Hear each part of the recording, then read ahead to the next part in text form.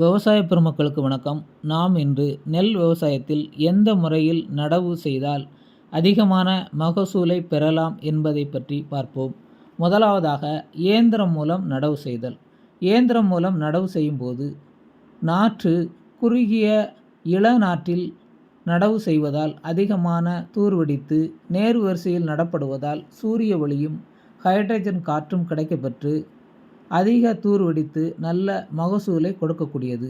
இந்த முறையில் செலவு மிக குறைந்த செலவே பயன்படுகிறது. ஆகையால் இயந்திர நடவு நன்றாக இருக்கிறது. ரெண்டாவது, ஆட்களை கொண்டு நடவு செய்தல். ஆட்களை கொண்டு நேர் வரிசையில் நடப்படுவதால் இந்த முறையிலும் ஹைட்ரஜன் காற்று கிடைக்கப்பட்டு இந்த முறையிலும் நேர் வரிசையில் நடப்படுவதால் அதிக தூர்வெடித்து நல்ல மகசூல் கிடைக்க வழிவகை செய்கிறது. அடுத்தபடியாக எஸ்ஆர்ஐ முறையில்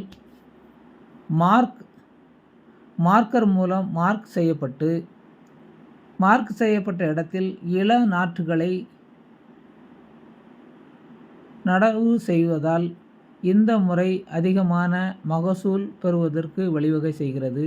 நல்ல காற்றோட்டம், ஹைட்ரஜன் ஒவ்வொரு தூருக்கும் இடைவெளி, சூரிய ஒளி நன்றாக கிடைத்து அதிக தூர் வெடித்து எல்லா தூர்களும் சீரான முறையில் ஒரே சீரான கதிர்களை கொடுத்து நல்ல மகசூலை கொடுக்கிறது.